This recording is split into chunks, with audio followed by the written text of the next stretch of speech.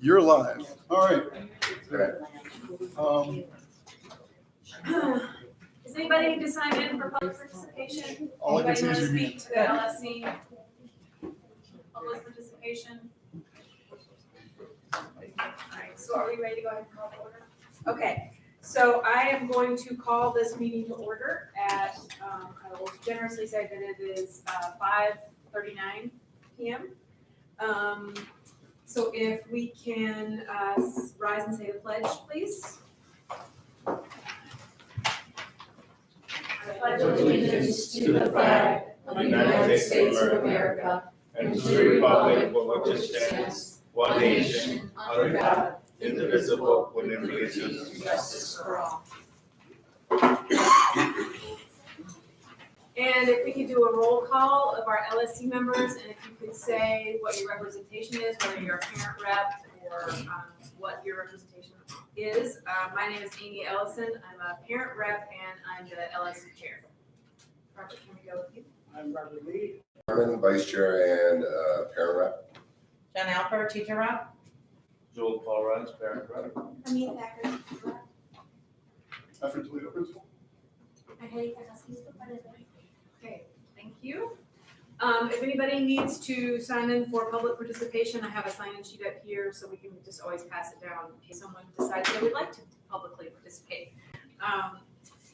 Next up, we need to approve the agenda for tonight and approve the minutes from our last meetings in December. I need a motion to approve the current agenda as it is printed. Motion. My motion. I second. All in favor? Aye. All right, so the motion passes, the agenda is approved.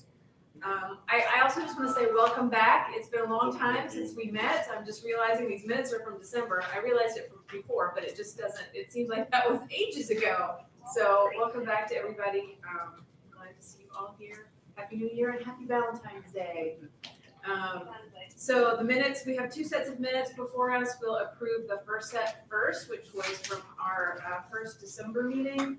Naomi, did you want to clarify the thing about the, Yeah, so I had the line numbers for the budget transfer. Did you go back in there and update that? Because I didn't touch it after I sent it out, but even you were saying the it looked like highlight it was had been, gone. I could, well, no, it's still highlighted in yellow, so. Oh, okay, Okay, it should have been that, but I'll look at it right now. okay.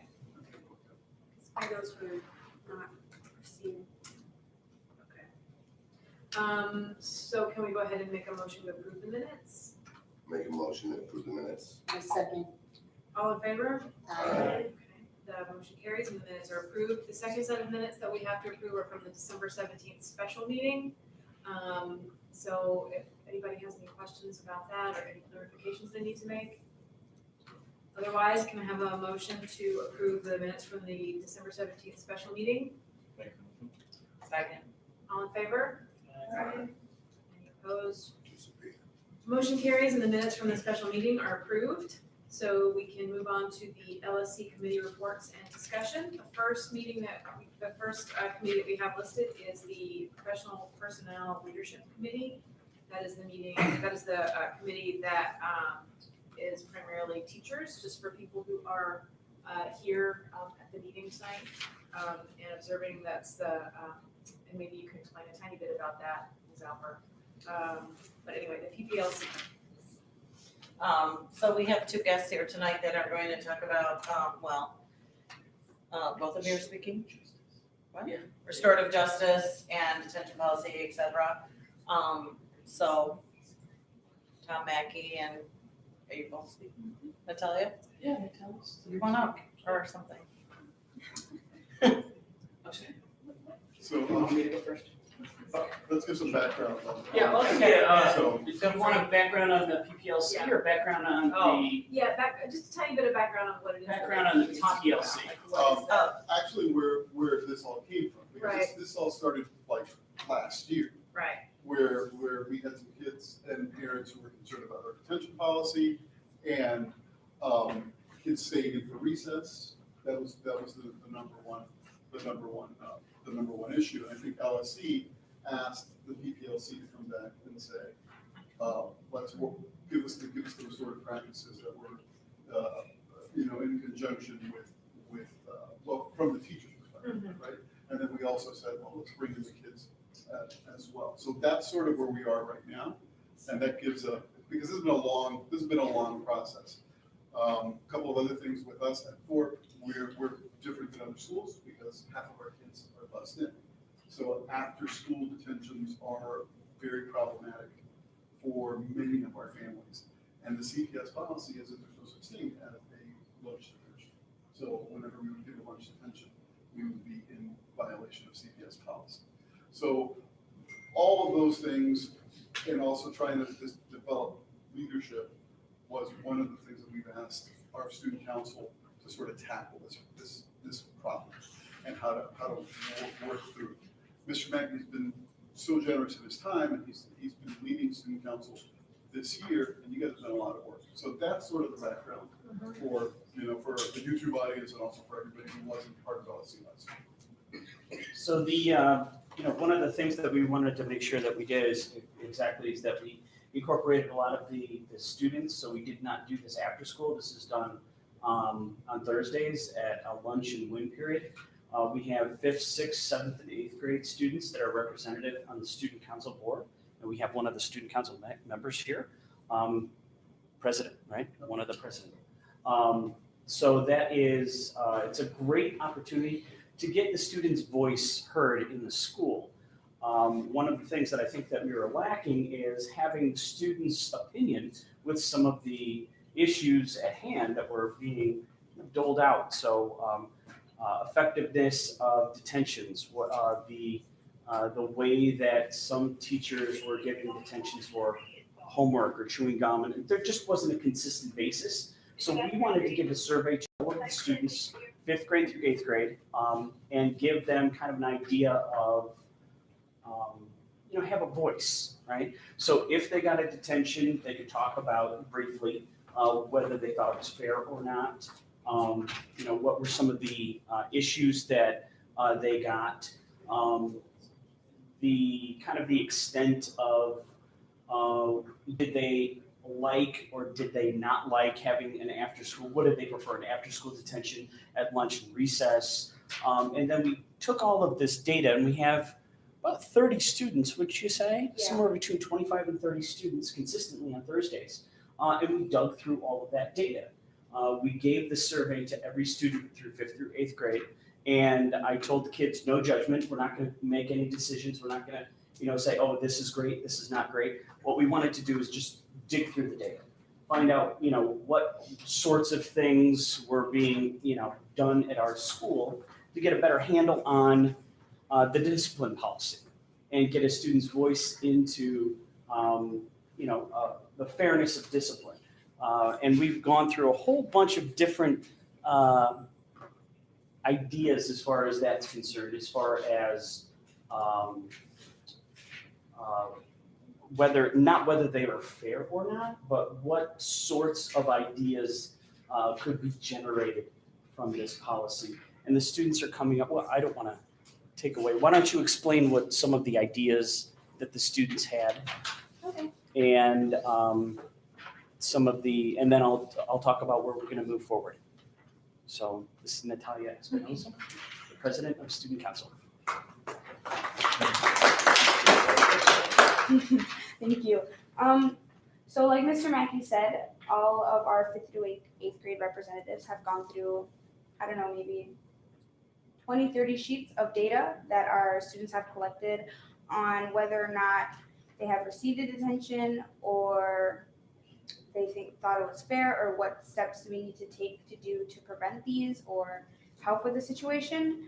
So we have come up with ideas like coming up with a menu of options for discipline. So it's sort of like a level system where if you have a level 1 problem, such as chewing gum or something very small for a small punishment, such as writing an apology or something like that, whereas the intensity of the matters go on, so do the actions of discipline. So for something very serious, such as bullying, it'll go on to more detention, like more like traditional, such as an apology letter or a detention or something like that.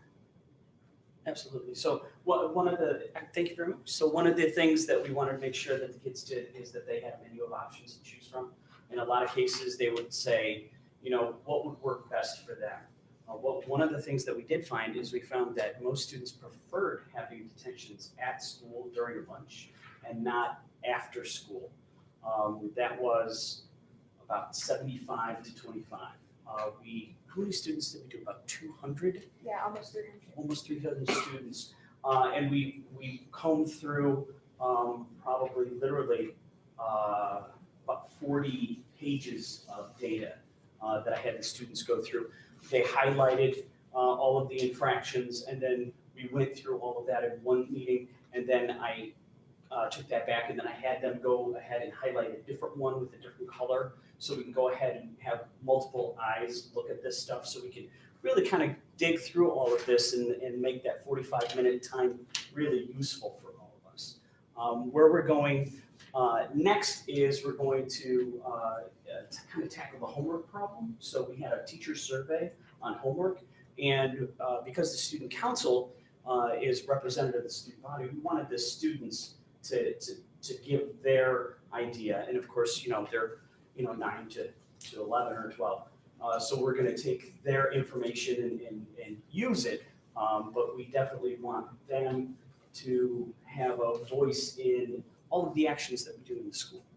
And I think that's super important, and that's kind of where we're going and what we're doing. So that's one of the next steps, is coming up with that homework survey, and then coming up with this menu of options for the students and rolling it out for the teachers and seeing how that works for them. So, working with the discipline policy, first and foremost, hopefully gets us, more aligned with what we're doing. And then one of the other things that we wanted to do was the student council, what was that, the sentencing? Oh, yes. Yeah, so you want to talk a little bit about that? So, Not judgment, but sentencing? yeah, so what we were thinking about is within the scale of the thing that the child has committed, the teacher or administrator that has found out what the child has done could either already give them a punishment, or they could send them to a committee with our, I guess, most trusted of student council, even though we are already all most trusted, Yeah, but very much trusted. So a council of their peers, Yeah. pretty much, for sentencing. So that way, because I think that adults have a different perspective on what a child does. So I think that if the kids were able to pin in on that, it would be more helpful to the child, because it'd be sort of they understood what was going on, and they have a second opinion, not only from the adult but from the child. And this could be a way that possibly somebody had a transgression and it was 2 or 3 months removed from another transgression, and they had a different menu of options. They can go and they can go to this board and say, hey, listen, I've been really good for 3 months. Can I go to this board? And I think it's a good way to get the students involved on that type of system. And the kids usually listen to one another a little bit more than they listen to us. So this might be a good way to get them to kind of correct themselves and their peers and have leadership roles throughout the school. Any questions? Well, in terms of detentions, are there other similarly leveled consequences that are alternatives to detention, or is detention just the only option? No, so there will be a menu to pick from, and we're going through. Right now we're going through the level 1, level 2, level 3. So we just kind of introduced that at our last meeting. Okay. And we're digging through all of that data to kind of come up with, what would it look like for a level 1? What would it look like for a level 2? What would it look like for a level 3?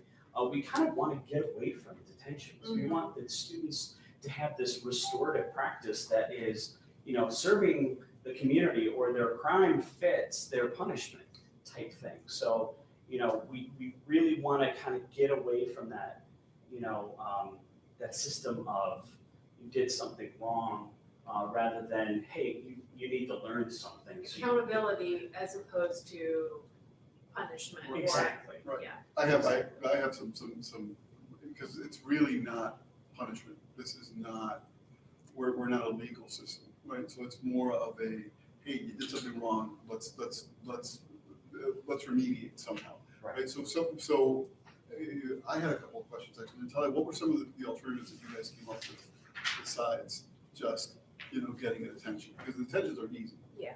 So what were some of the things that you guys thought of?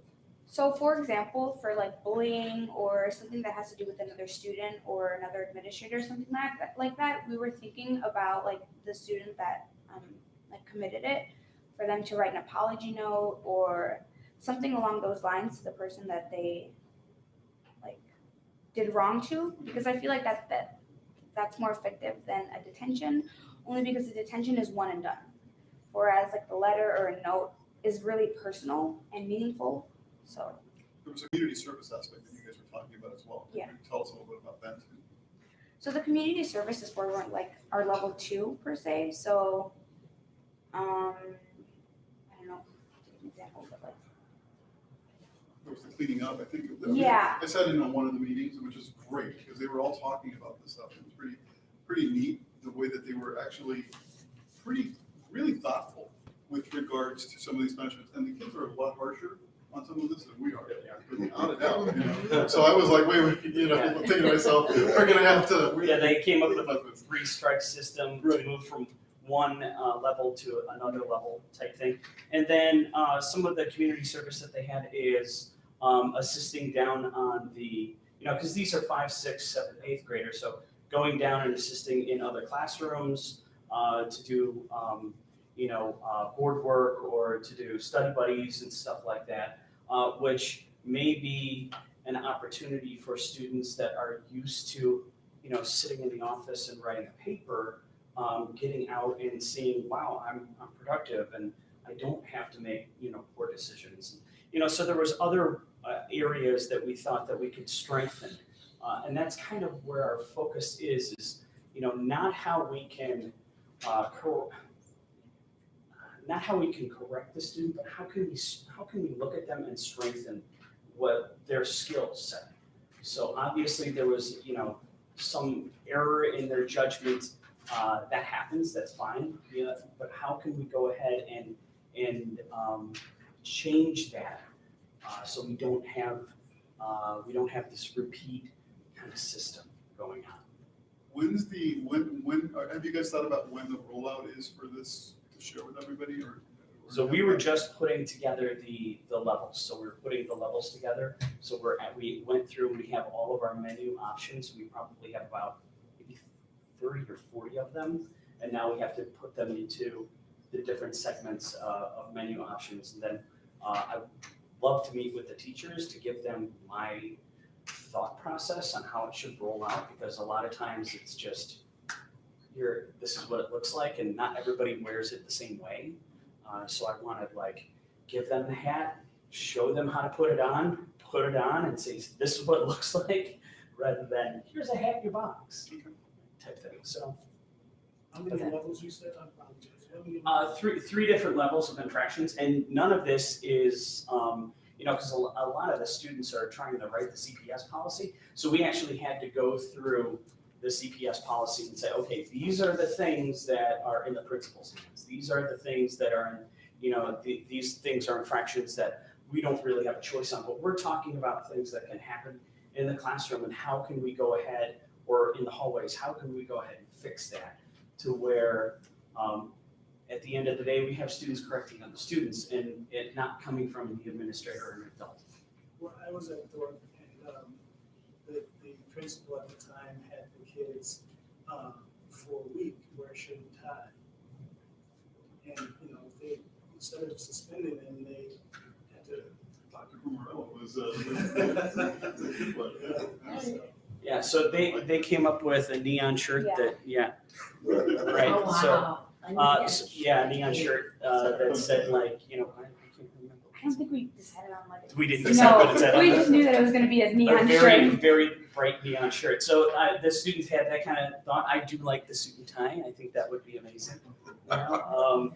So, you know, maybe a tie that says Thorp or a big eagle on there, that'd be amazing.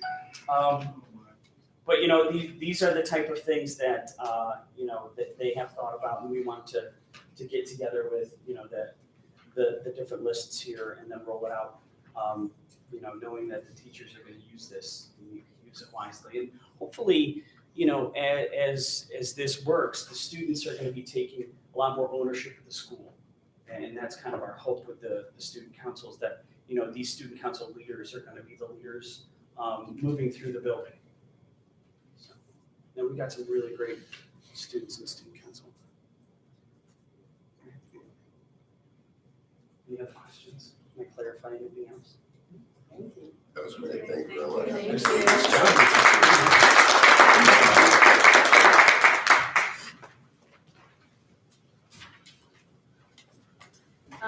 Is there anything else from PLC? All right, so the Continuous Improvement Work Plan Committee is sort of on hiatus until the new CIWP starts roaring again next year. Principal Evaluation Committee. Bill? Yes, so the Principal Evaluation Committee met before this meeting, and essentially, we came up with a rollout date in the survey.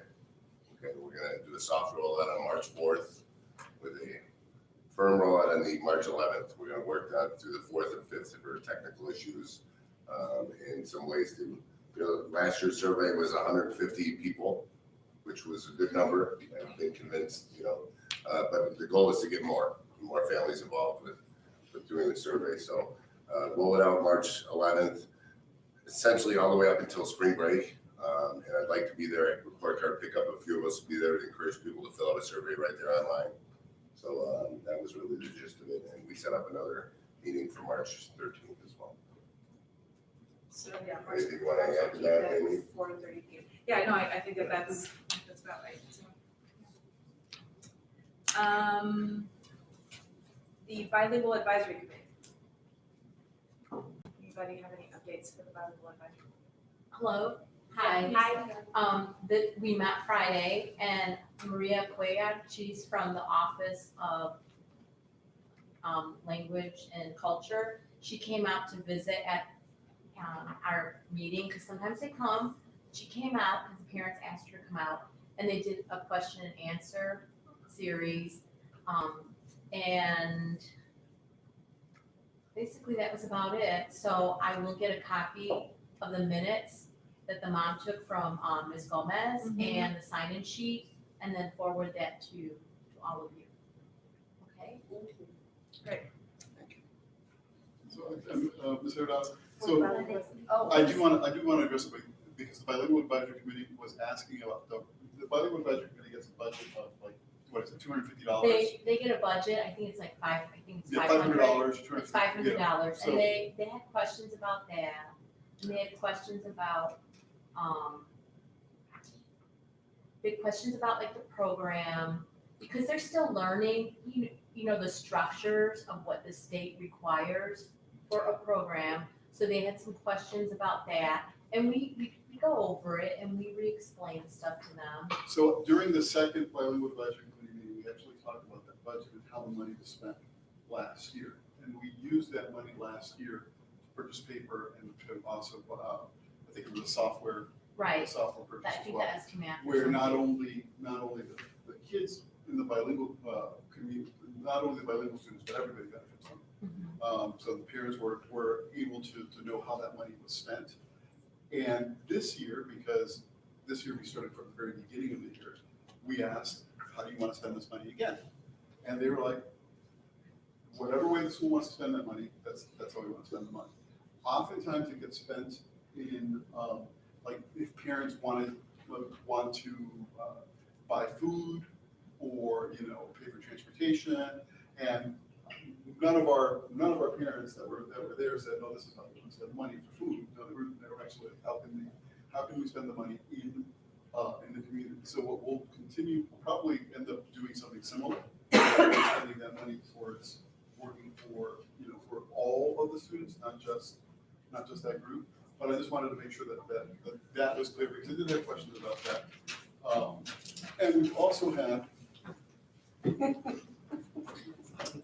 I want to mention the biliteracy. There's a seal of biliteracy that CPS came out with, and our parents are really excited about this, where the students who already know a second language can get this biliteracy approval.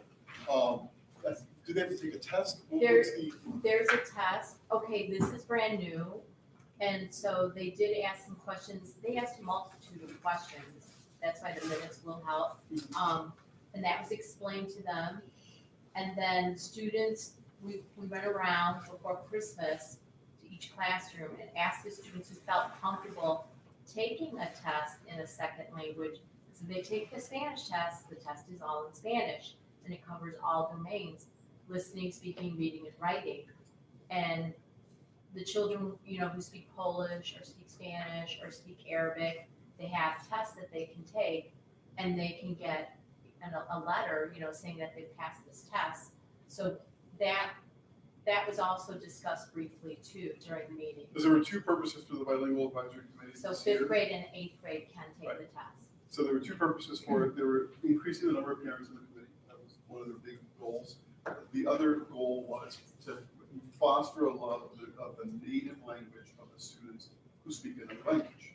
Because oftentimes, we teach our students common language, which is English, but many times they lose Spanish or Polish or any of the other languages. And it's really important for the bilingual advisory committee that the students retain that language as well. So those are the two main focuses of that, They're trying to change, they're trying to change the fact that it's a plus if you know two languages, really, for the job market, right? So if we're trying to get children ready for college and career, why should we subtract that home language? That we should embrace it and we should celebrate it and also test students. And that's why, it's always good to know a second language instead of taking it and seeing it as a negative thing. So they're trying to change that culture, that way of thinking. There's so many studies about how awesome it is to be bilingual and like what it does for you cognitively is. Right, because again, it's patterns and it's seeing relationships and it's Yeah. understanding your own language better, really, when you study another language. When is the next meeting? In March. It should be in March. I'd have to look up the I think dates. it's March 8th, it's that second Friday. Second Friday. I think that's what I Okay. think it is. Okay. Yeah, I think I'm seeing. Also, I have a quick question about that budget. So is that money coming from CPS? Yes. So I understand that it's a plus to the school to have but why wouldn't those resources be put back into the bilingual, like for books in the native language or whatever? They can be. I mean, Yeah. that's one of the things that as we talk through it, that's something that we can definitely go in that direction. So the conversation that we had was primarily that, like, how do you guys want to spend the money? There wasn't let's do this right now. It was sort of like, trust the school to spend it in whatever way that you feel you need it. Yeah. But I think it's a great idea, to have books in.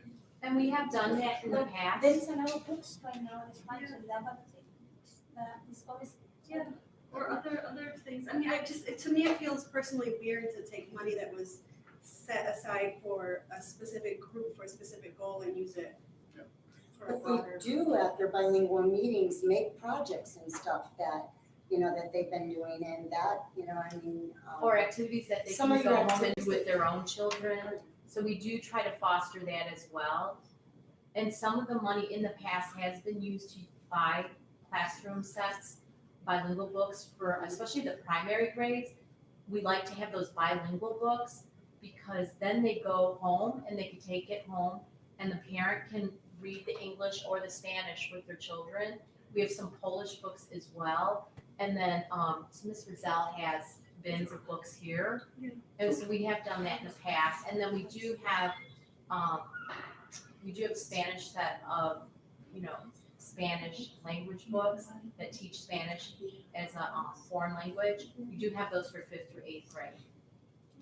Well, but I do think that Naomi's point is, it's a good point, that to make sure that this money is being used appropriately for the group that it is designated for.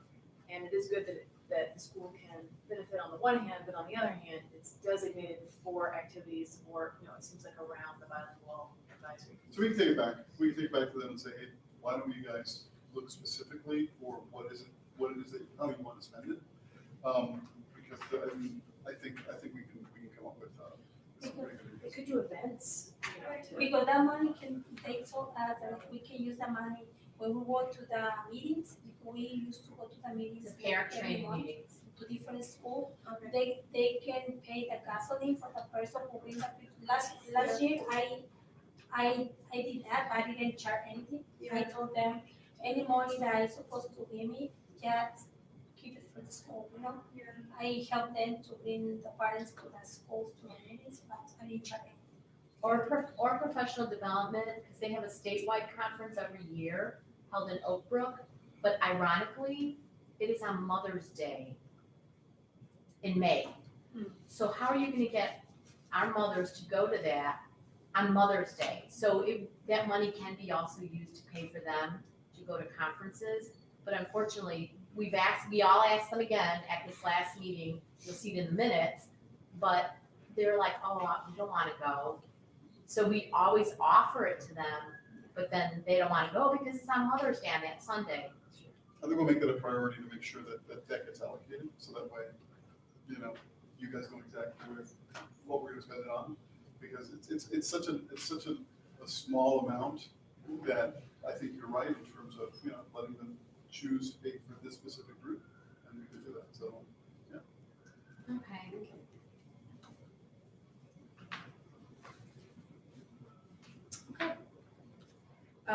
LSC Committee on Diverse Learners. This is a brand new committee that we just voted into existence at our special meeting in December. Debbie, do you have anything? I do know, I did get an email from Elena Zigmont, and our next meeting is going to be February 25th at between 7:45 and 8 o'clock. And Mr. Twitter, do you want to talk about this survey? Sure. Anybody want to?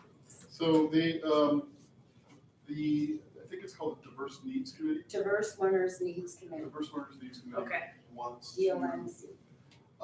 wants to take a quick survey of all parents. I mean, the goal being primarily the parents of students with special needs, but they don't want to just limit it to just that. It's for everybody.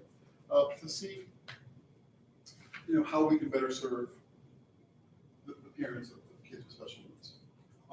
Oftentimes, parents aren't aware of resources that are available to them, and also, so we want to help with that.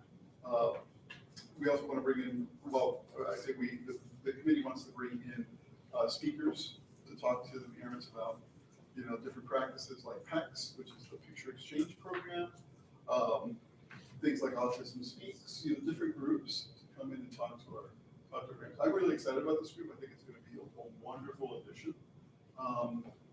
And again, the best thing is, we benefit from what happens with the DL community, right? So the things that we do for our DL students oftentimes help out our general education students.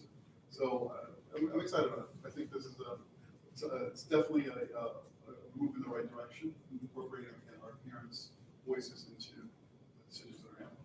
And Debbie is our liaison member from the LSC. So, so that's really, we're able to do that. The Wellness Committee, we have met 2 times so far this year.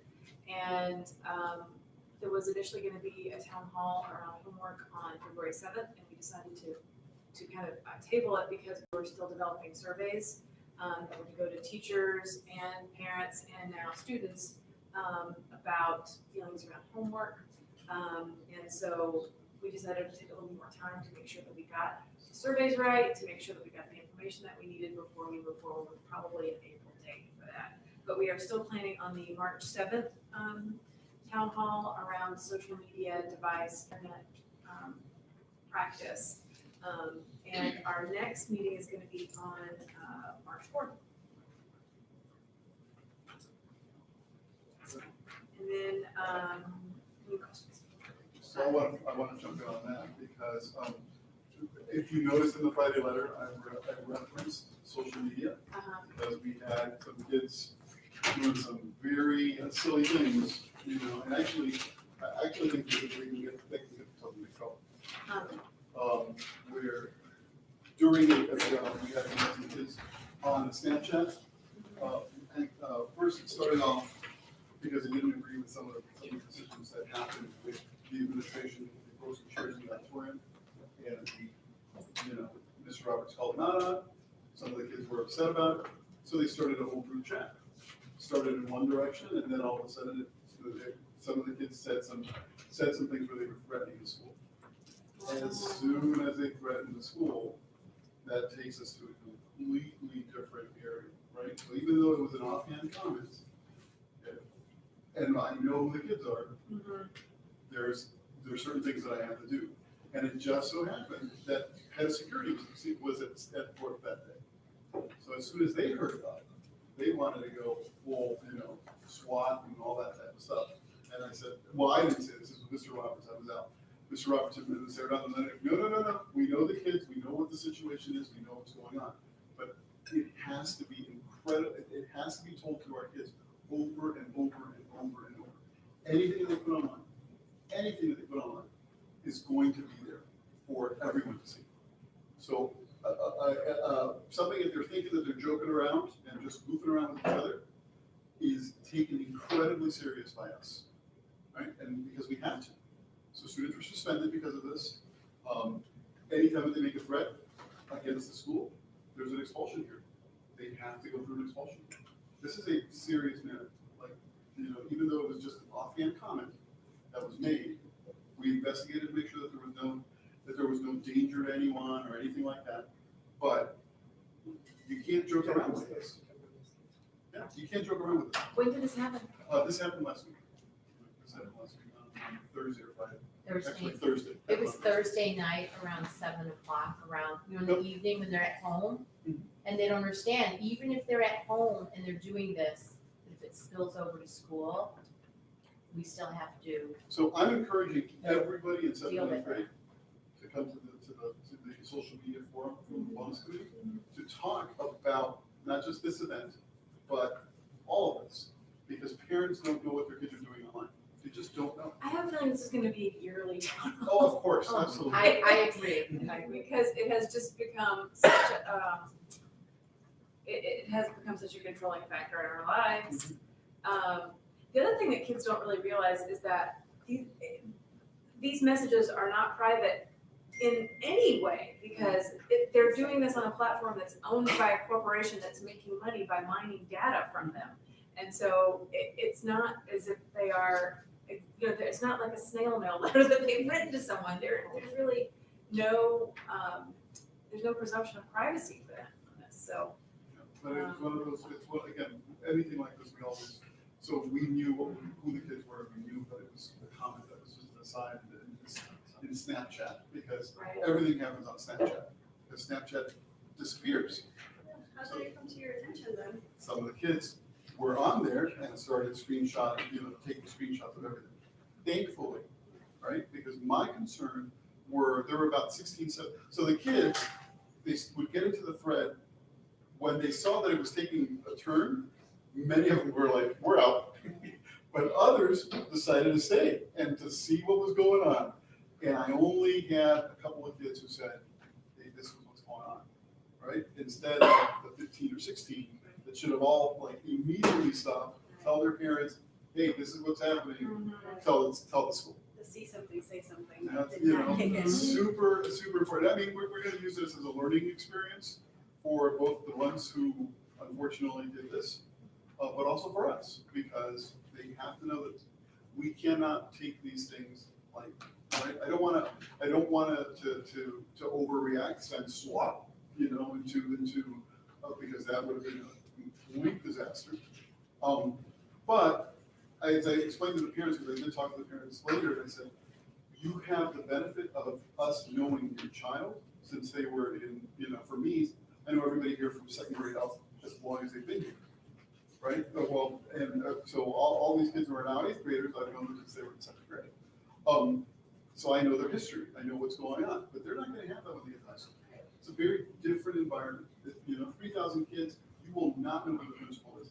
And a situation like this were to happen in high school, SWAT would have been out. absolutely. And it would have been a completely, just a media nightmare. And all types of conflicts, so I want to make sure that this message gets expressed to our parents, because sooner or later, there's gonna be something. Whether it's cyberbullying, or whether it's, teasing each other, or excluding each other on stuff like that. But so, yeah, you're right, I think this is a perennial. Real subject. Yeah, absolutely. Very early, say it, forget it, write it, Right. That's That's a good good one. line. Serious? Say it, forget it, write it, regret it, that's great. That's good. It's the truth. Okay, great. Well, not great on that subject, but thank you for all that. So, LSC Communications Committee. Naomi helped me out. So, we met last week. A couple of things we did was the feedback form on the website, it seems to be working pretty well. Feedback comes in, it goes to a bunch of us who've opted in to accept that. So we all get the email, one of us is able to respond. We sort of saw that in action as one of those came in. The only next step was, instead of calling it a feedback form, we, I believe, thought of calling it just contact the LSC, which is what it's supposed to be, rather than give feedback, a way for parents and everybody else to contact the LSC through that. So we'll follow up on renaming that.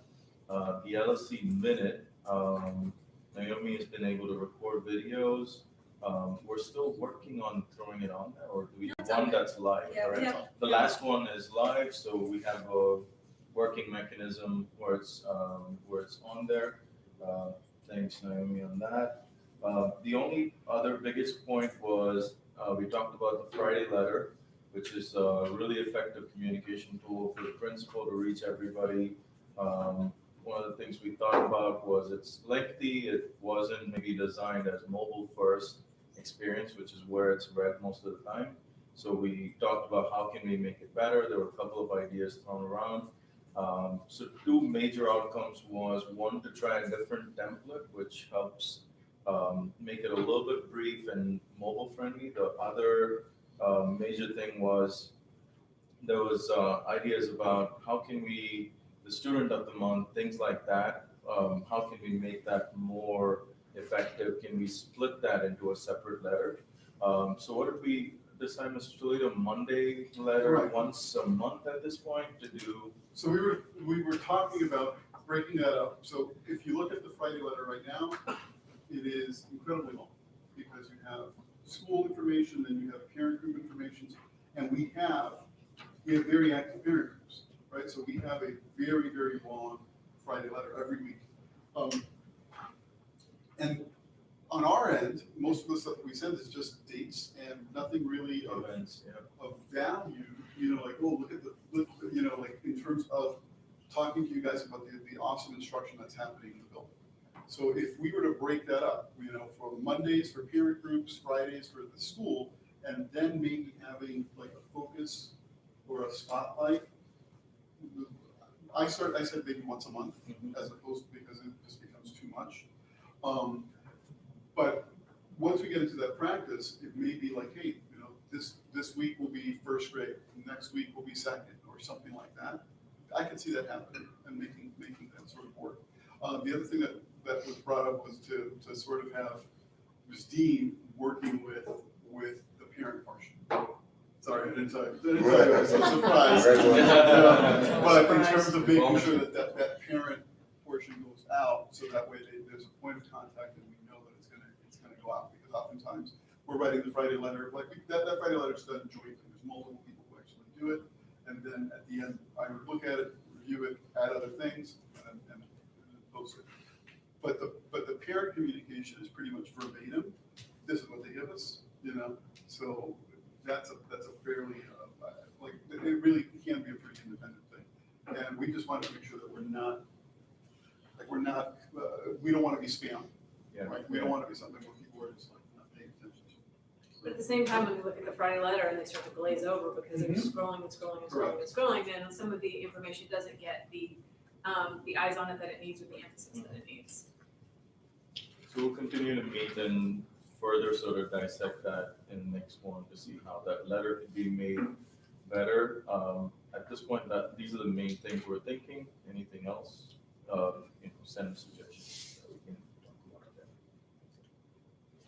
about. Okay, great. So moving on to school committee organization reports and discussion. Any report from the Friends of Thorp? I know they are working on their black and white sort of gala ball party. It's going to be March 22nd, I think. Yes. March 22nd.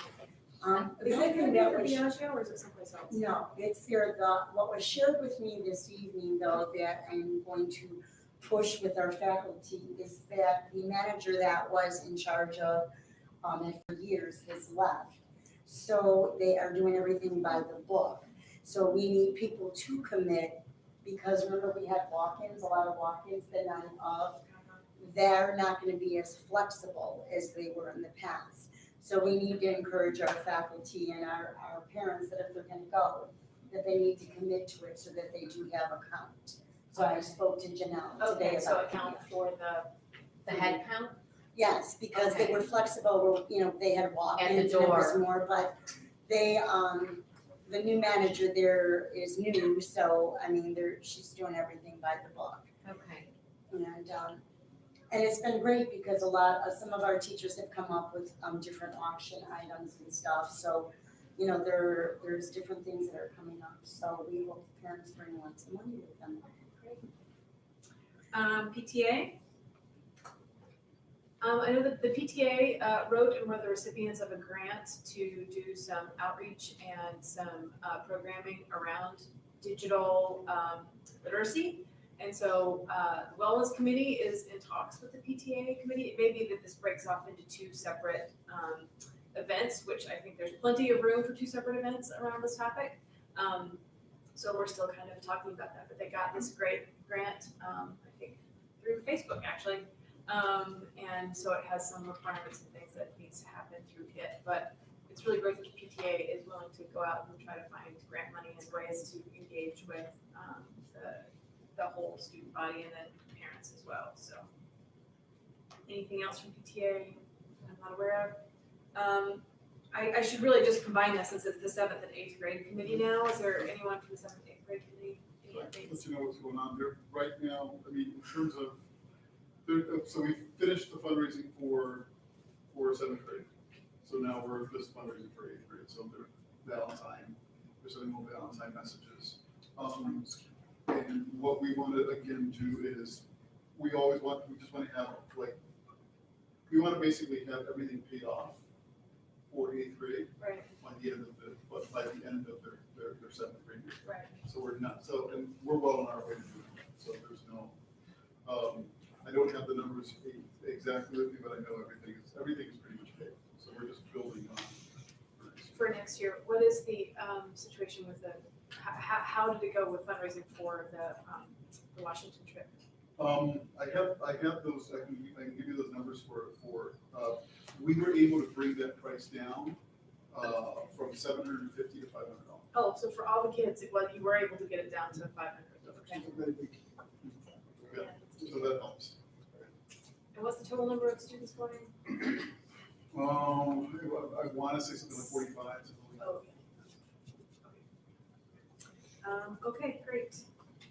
So now, then if we don't have any other questions or comments about the committee reports, we're ready for the principal's report. So, principal's report, shared with you guys, what I'll do quickly.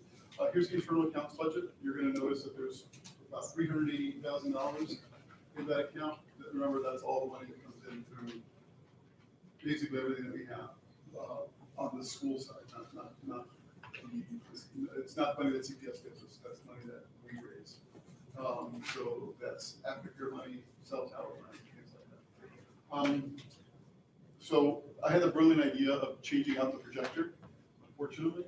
So what I'm gonna do is I will use this projector that we have over here to just go through it really quickly. There we go.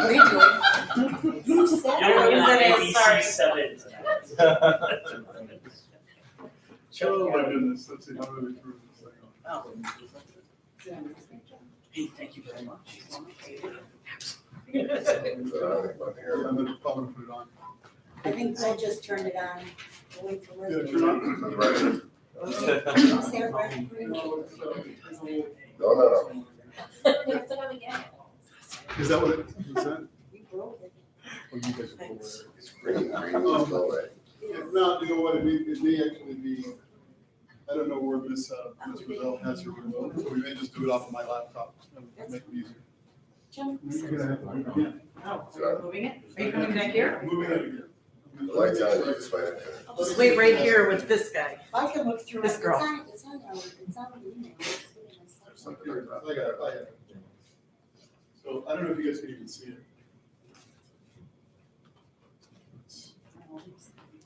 Oh, it's coming on. So if you guys need to move, let's take a look at it. Let's go through.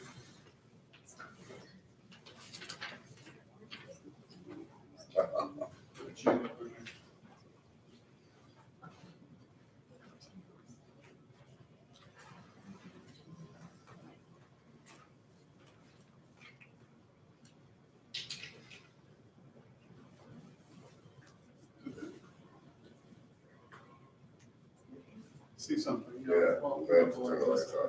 Yeah.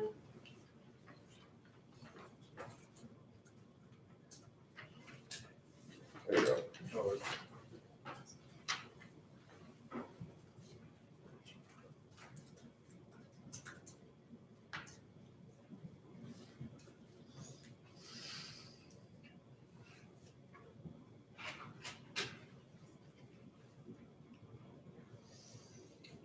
Thank you.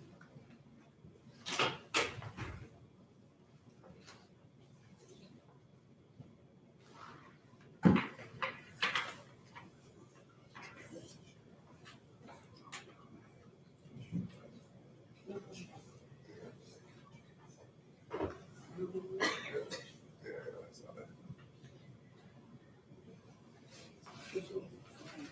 You're still on the timer, so you know. Thank you. It's already started. Good idea. My point.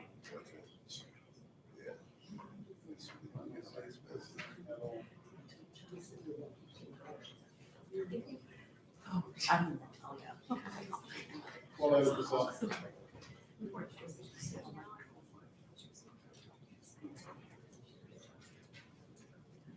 I promise, it'll be short. We'll get started.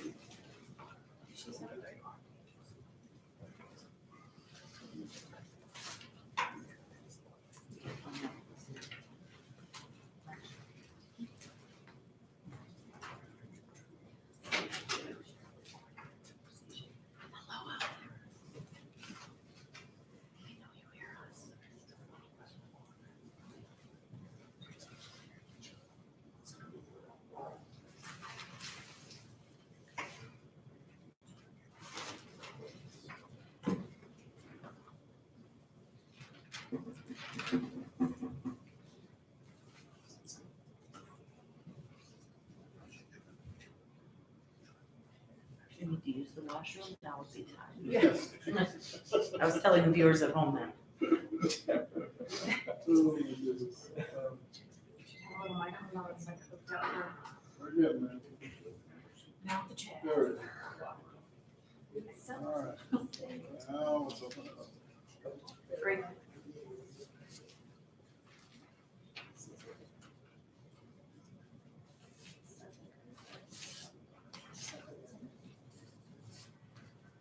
Okay.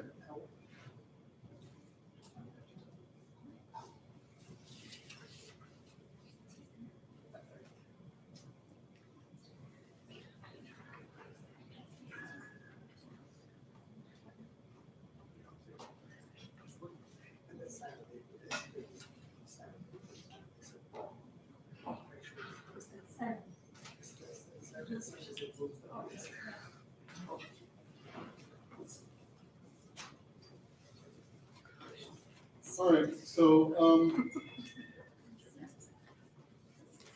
the first thing is, it's the end of the quarter. So with our multi-tiered systems of support, at the end of the quarter, we always go through the entire, like, where are we, right? Like, how many kids are getting their A's, B's, C's, D's, et cetera, right? So we've been doing that every 5 weeks. So every LSC meeting, you guys have been getting this.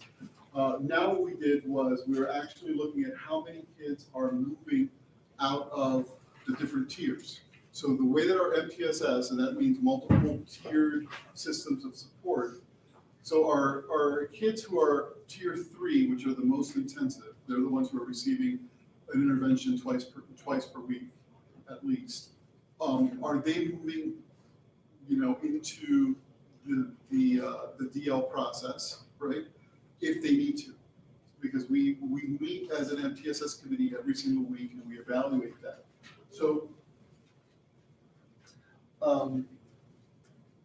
so what we have, and it's kind of hard to see here, but I'll sort of talk you through it. So this is sort of like a copy of the spreadsheet. I have it. So there's no identifying information on here, but it gives you an idea of what actually happens at these MTSS meetings, right? So the team meets with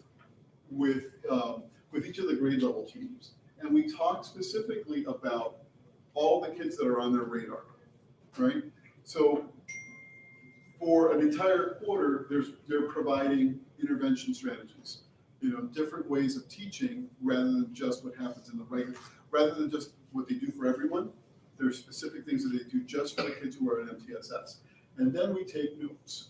The way that we do this, and this is kind of nice because it gives us a tracking history for the kids. So you'll see that there's the meeting notes that happened on February, March 2019, but there's also the meeting notes that happened back in 2017-18 around that kid. Because we've discovered that what happens in MTSS, well, there's multiple things that can happen.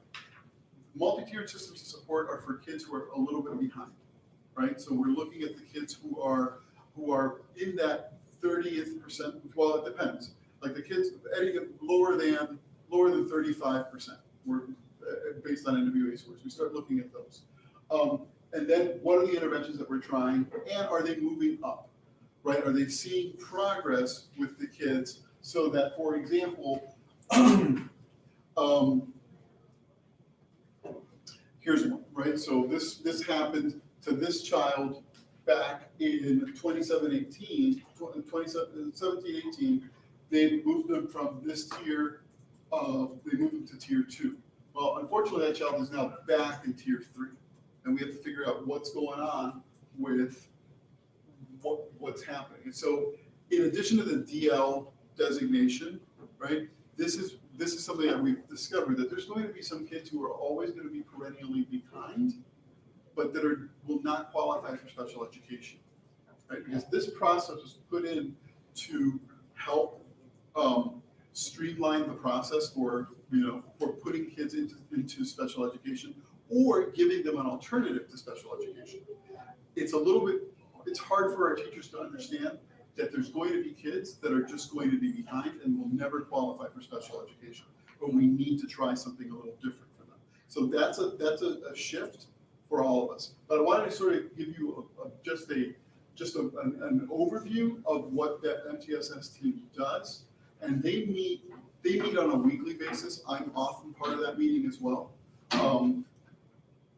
But the teachers are required to bring, so when they're going to staff a child for special education, or they're going to make the determination of whether they're going to staff a child, there has to be weeks of data where we've said we've done all of these things, and even doing all of these things, this has not helped. So it's a very intensive process, and it is definitely something that's a challenge to our teachers, because there's a lot of record keeping that goes along with this. So it's just one more thing that unfortunately we have to do for our teachers, but I do think that it benefits the kids. But there's a lot of paperwork that goes along with this, and it's just one of those things that keep in mind, because this is one of the things that we did talk about at PPLC in terms of just how do we provide more supports for teachers with regards to this. In most schools, The subject level teacher is the one who provides the MTSS instruction, right? So the reading teacher provides that MTSS instruction. At our school, we have a mix. There are some that are, like Ms. Aquino provides MTSS support in math for 6th, 7th, and 8th grade. All right, and then there's multiple teachers that are helping with MTSS, but for the vast majority of the teachers, it's at their subject level. So I wanted to share that with you guys, just to give you, because we talk about all these acronyms all the time, and sometimes we don't really tell you what they mean. So that's part of this. In terms of aligning our resources, we did talk a little bit about this with our PPLC. The reviewing of MTSS practices, we sort of covered, but our teachers were saying, we need more support. I said, well, I need to know what that means. Because just providing another body does not necessarily improve performance. So we have to be a little bit more thoughtful as to what we're looking at. Are we talking about bringing in something like corrective reading, which is a program that we use with our kids? Because when we went to Common Core, we stopped teaching phonics. When you stop teaching phonics, kids don't know, so they don't focus on how to read, even though they're really good at comprehension. So kids pick up all these cues. So we're bringing back some of our old favorites, bringing back phonics instruction because you need it. And in Common Core, it's not there. So kindergarten through 2nd grade, they're using something called, kindergarten and 1st grade, they're using Jolly Phonics. One of the debates that we're having is, do we need more than that? Like that's what I'm asking our teachers to do through PPLC. Like give us the recommendations that we can do so that when we're actually looking for, hey, how are we aligning our resources? How are we spending our money? It may be we need extra people, but that's the most expensive, right? There may be other things that we can do to perhaps support some of this. And we talked about copiers too. We talked about all the copy. Yeah. Teachers know what I'm talking about. So that's a perennial issue. Like but we are purchasing a new copier on the 2nd floor because that was causing too much grief. So that's, we'll be spending about $2,500 on it.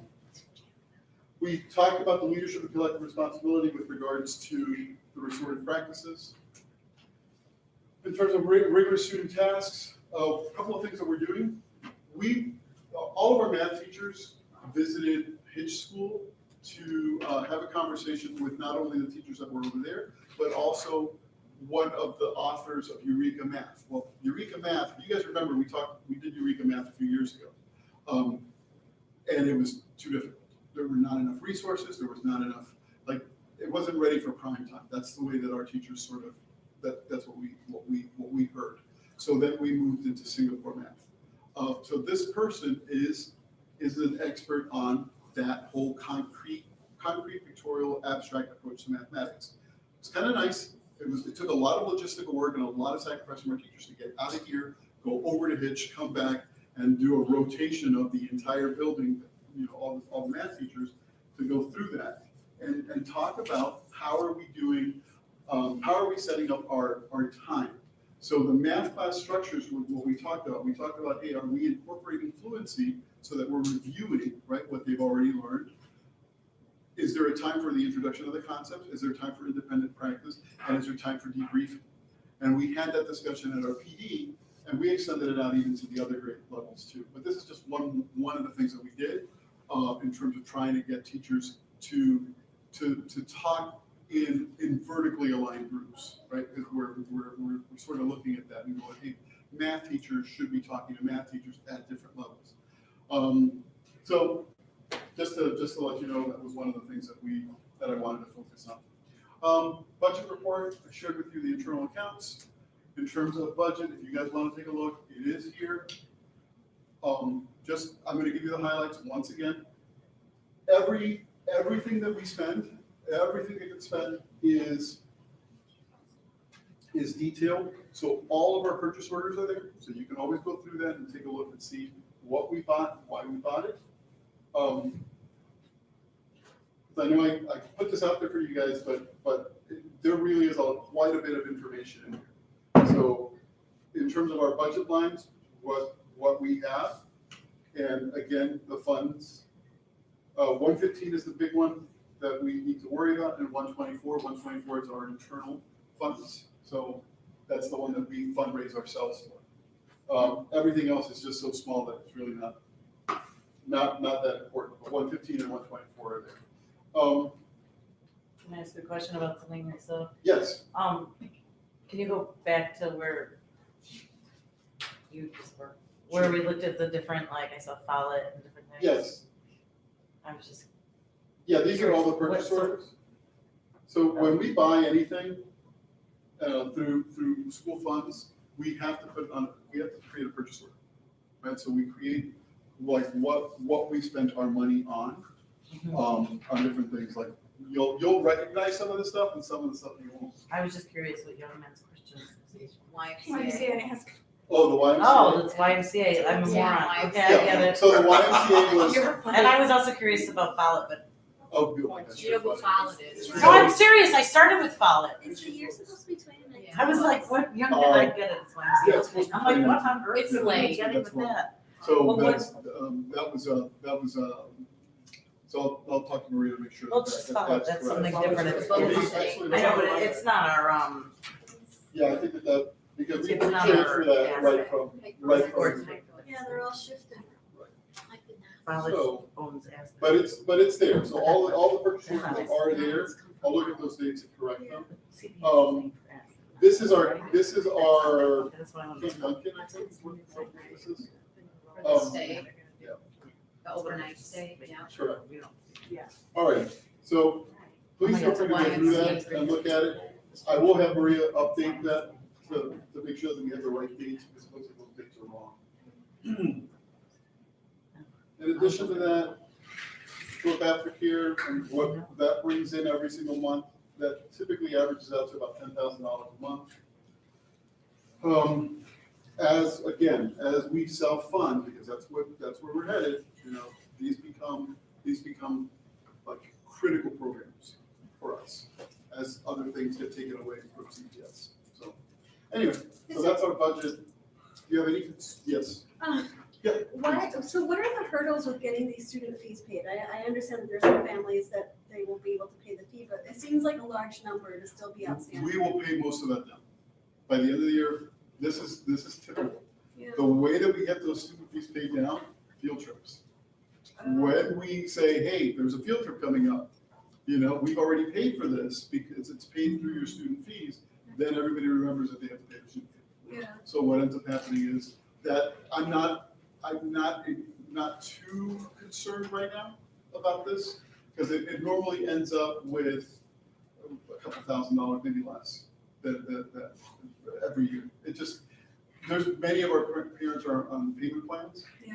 So some of our parents are paying $10 a month, $5 a month, whatever they can pay, and I always go back to that.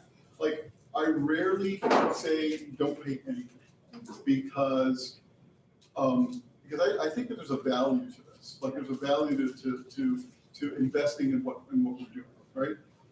And most parents, we have certain situations where they say, I lost my job or whatever, and we're like, totally understand. Don't worry about it. When you get your job, pay us, not big, and pay what you can. So if it becomes, $10, that's what it is, right?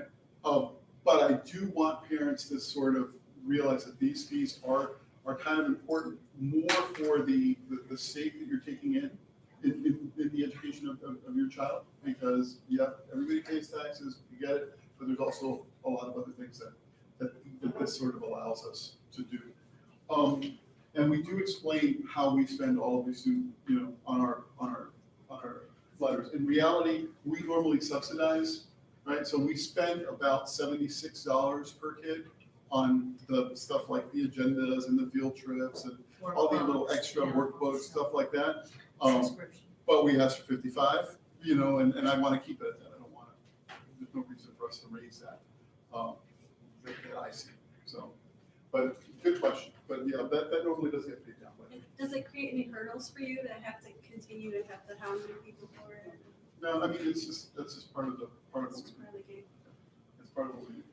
I feel bad for Miss Nabria, who's my bill collector. She goes around and she calls everybody and that type of stuff. But for the most part, the people are pretty good about it. So. Yeah. And again, we're very sensitive to that. Like, if a parent says, I can't do this, we always work something out. That's, that's it. I think that should be the end. Thank you, sir.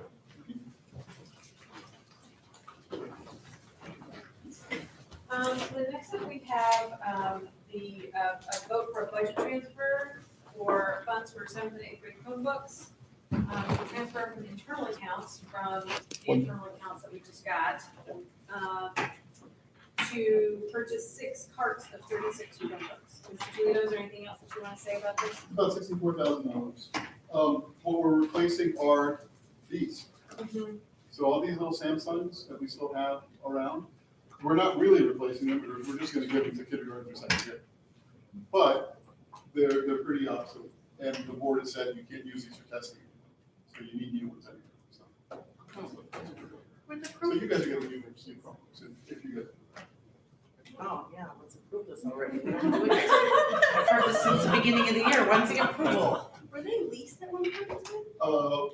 Yeah, I leased it once. Okay. I decided that was, and when we can do it, let's just do it. Yeah. Yeah, so if we do it like this, we're just doing, we're going to do it. Normally, we're at the end of our list already. Yeah, but that could be something we can look at and say, No, I just remembered that. yeah, we've leased them before, this time we're finding out, right? Yeah. Only because we have one day, well, there's a good amount of money there, and I don't want to have too much money. Yes. Yeah, we're good. So, any other questions about the transfer of funds? So it's $64,000 from internal accounts, Mr. Toledo? Yep, from 124 funds. Do I have a motion to approve the transfer of funds from internal accounts to pay for the Chromebooks? Second? Second. All in favor of approving funds, transfer of funds? Any opposed? Motion abstained. Okay, then the motion carries and we can transfer the money from internal accounts. You're gonna like these, these are the plug-in ones, where you don't have any cables. You love teachers. Mr. Toledo, when you say card, just to clarify, it's something like that where it's docks and Yep. stays. So these old ones have cables all over the place, and you have a new one. You don't have one, well, eventually you have to. It's true. But- they're okay. Yeah, but so now these just push right Built in and they stay charged. They're pretty awesome. They, 5th grade has them, I forgot how many other grades have. Here, I know Carrie has one.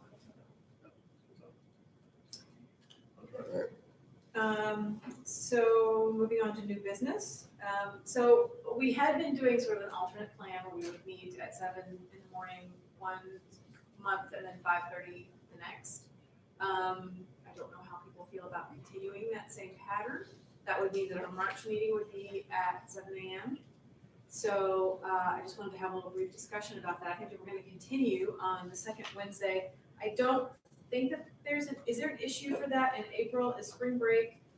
I think, well, the Wednesday will be report card pickup of that, I believe. That's right. We've had meetings on report card pickup days. The last report card pickup as well. So that would mean March would be the morning meeting and then April would be the afternoon meeting. I don't know how you feel about having the meetings on report card pickup day. That feels like it's too much. It feels like it's okay. I'm okay with that. It's fine.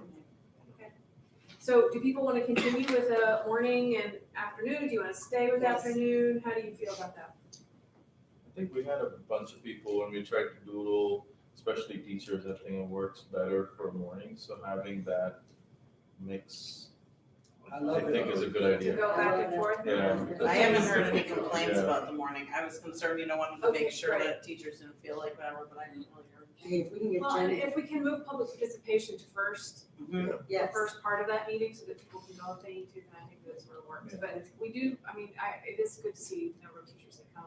We get more people, that's for sure.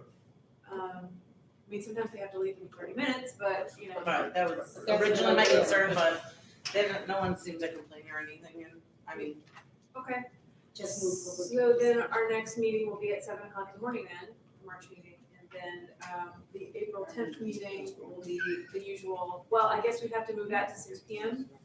Because, on Corporate Pickup Day, teachers are meeting until 6 PM, so we would have to have the meeting at 6 PM that day. So in reality, so we go, yeah, we can make that work, because normally we go a little bit later than 6. Okay. Or, Well, I think we could publish the time as 6:15 or I think it's a we good could do 6:30 that night, but I know that makes a long day for teachers. Like 6:15, Right away. most of the parents are gone. Right away, if one of us, if I we would- walked I out a few would minutes love late, for we're it to fine. go- We could do 2 7 7 a.m.s are killing me, I Five gotta days tell a you, week. Robert, Could we, they're killing Oh, me. fine with that too. what about flipping it, so report card is the early one and the next one is the So, second, like. but the teachers don't have to be here until noon on report card pickup day. But the thing is, how many of our parents could be here even if it was before at 10 o'clock in the morning? Right. That's the problem. Because I it's appreciate midday. the effort, that would have been excellent. I'm with you. I know Joe can, I know you can. Yeah, that's true. So I think we could probably just stick it to this. I know it's a long day for us teachers. So, Okay. Okay, I like it better than having to wait 3 hours. Just I mean, I'd rather just go straight into it than waste 3 hours another day. so it's fun. So it sounds like we're gonna just continue with that pattern. That's not great. I don't know that we have to necessarily, I guess we just, yeah, we're just continuing it. 7 or 7? The local school council, I just wanted to bring this to everyone's attention, you should have gotten an email about it, about the local school council advisory board. This is something that you kind of run for, like you run for the local school council, and it becomes an advisory board to the Board of Education, so that means that you can have a direct ear to the Board of Education. For Chicago, which I encourage any kind of participation or any means of being able to speak to the board, because they don't sometimes make it easy to speak to them. So, nominations, I believe, are open now through, beginning of March, but you can reference your emails for that. But if any of you are interested, then I really encourage you to apply and run and see if you can be a member of that advisory board. I think it helps you learn even more about our system and be even that much more motivated to work. So I would encourage anybody who's interested. Old business, so I don't think that this happened, that we did the reports, the public report for we had initially thought that we would do it January 12th, and I don't think that actually happened. So we do need to try to schedule that. So we could do this, Saturday school starts up again, I mean, I can do it on a Saturday. But, we can do this during LSC meeting too. As long as we report out that that's what we're doing, we would just have to kind of spend a longer amount of time on those things, so it would elongate the meeting. I thought the idea of having it on a Saturday school day was a good one. Yeah. So I mean, I can do it on a Saturday, so that starts up in March again. What day does that start? Let's see here, we'll start it up on. Yeah, because we take February off, so we're looking at March 2nd. Do you feel like we'd be able to do one on March 2nd? And I don't know if communications committee, if this is something that you can kind of be aware of, and this is sort of an element of the communication. It's communicating to the stakeholders about what the budget is for our school and how it's being used, and then also what the CIWP is and how it's being addressed. And it just needs to be, it needs to be well publicized, so it needs to be announced in a Friday letter a couple of times. We need to possibly send him a backpack, notice about it. At what time? Saturday school, so it would be at 9 o'clock. 9 o'clock in the morning, okay? Hours? Wait, do we all have to be here? No. This is me and whoever shows up. So it's for this. I'll show up. Yeah. We'll have plenty of people, because we'll probably throw in some other. Also. Place the donuts. Yeah, what's up? So, Yeah. So some sugar. So, okay. Yeah, I put the school, yeah, if I know about it. Has anybody decided upon public participation in the meantime, while we wrap this up? No. Anybody have any other concerns they want to bring to the LSC? If not, do I have a motion to adjourn? I made a motion. Second? Second? Okay, all in favor? Aye. Meeting adjourned, thank you very much, see you all March 15th. Oh, we did it. All right. And then I told you all that we- Amy did it right there. An hour and a half.